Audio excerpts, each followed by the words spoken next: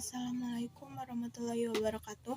Perkenalkan, nama saya Kamila Nuraida dari kelas 11 MIPA 4. Ingin mempresentasikan tentang percobaan elastisitas virtual lab. Yang pertama, kita menuliskan variabel-variabel yang telah dipahami di fitur aplikasi. Yang pertama, ada gravitasi dengan satuan meter per sekron kuadrat. Yang kedua, ada tetapan pegas dengan satuan Newton per meter.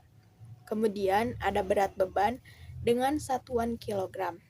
Lalu ada panjang dengan satuan meter, dan yang terakhir ada gaya dengan satuan Newton. Pada tahap kedua, kita menentukan konstanta atau tetapan pegas sesuai dengan tipe pegas masing-masing di fitur gambar atau aplikasi. Yang pertama, pada bagian konstanta pegas dan L awal dengan nilai konstanta 200 Newton per meter. Nilai tersebut telah tercantum di aplikasinya. Yang kedua, pada bagian konstanta pegas seri yang dimana K1 atau konstanta 1 bernilai 300 Newton per meter. Kemudian K2 bernilai 300 Newton per meter dan dapat dijumlahkan dengan menggunakan rumus konstanta seri 1 per Ks sama dengan 1 per K1 ditambah 1 per K2. Dapat dijumlahkan dengan rumus 1 per Ks sama dengan 1 per 300 ditambah 1 per 300. Kemudian kita samakan dulu penyebutnya, yaitu 600. Kemudian 600 dibagi 300 menghasilkan 2. 2 dikali 1 sama dengan 2. Kemudian yang satunya lagi 600 dibagi 300 sama dengan 2, dan 2 dikali 1 sama dengan 2. Selanjutnya kita jumlahkan dan menjadi 4 per 600. Untuk mencari konstanta seri, kita balikan saja. Penyebut menjadi pembilang, pembilang menjadi penyebut, dan menjadi 600 per 4. 600 dibagi 4 itu adalah 150. Jadi K serinya adalah 150 Newton per meter. Pada bagian ketiga, yaitu konstanta pegas paralel. K1 bernilai 200 Newton per meter. K2 juga sama, yaitu 200 Newton per meter. Untuk mencari konstanta paralel, kita dapat menentukan dengan rumus Kp sama dengan K1 ditambah K2.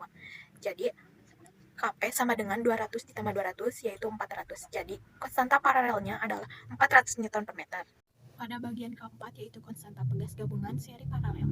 Yang pertama, kita menentukan konstanta paralel dulu. K1-nya yang telah diketahui 300 Newton per meter, dan K2-nya juga sama 300 Newton per meter. Untuk menjumlahkannya, kita menggunakan rumus K paralel, yaitu Kp sama dengan K1 ditambah K2. Jadi Kp sama dengan 300 ditambah 300 sama dengan 600 Newton per meter. Bagian konstanta serinya, karena di sini Kp telah diketahui yaitu 600 Newton per meter, dan K3-nya yaitu 200 Newton per meter yang telah diketahui di fitur gambar atau aplikasi.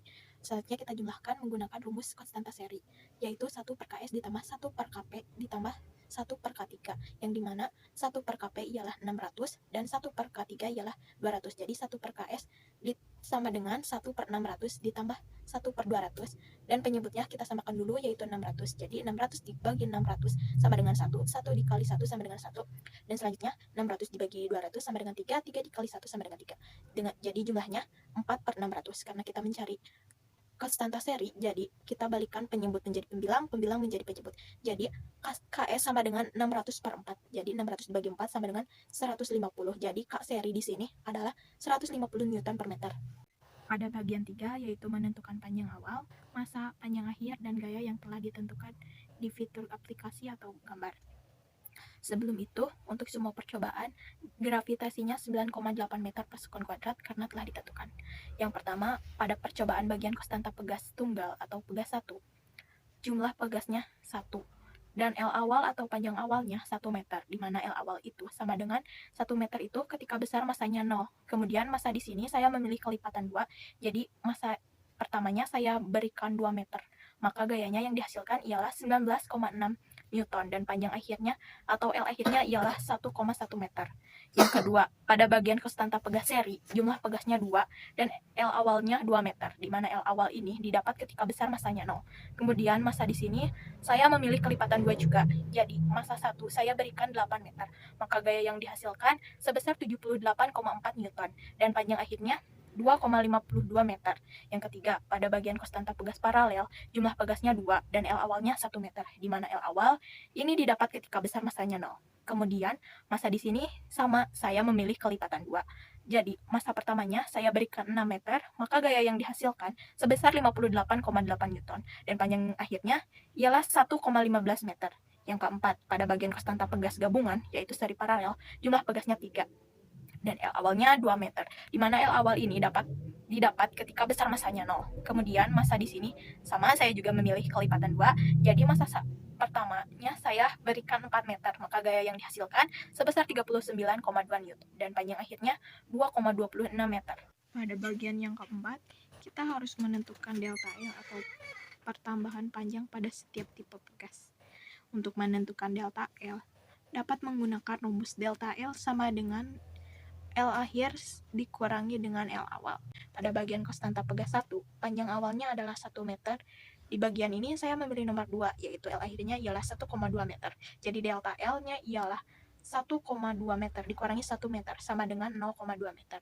Pada bagian konstanta pegas seri, panjang awalnya adalah 2 meter. Di bagian ini saya memilih nomor 1, yaitu L akhirnya 2,52 meter. Jadi delta L-nya ialah 2,52 meter dikurangi 2 meter sama dengan 0,52 meter. Pada bagian konstanta pegas paralel, panjang awalnya adalah 1 meter. Di bagian ini saya memilih nomor 3, yaitu L akhirnya 1,25 meter.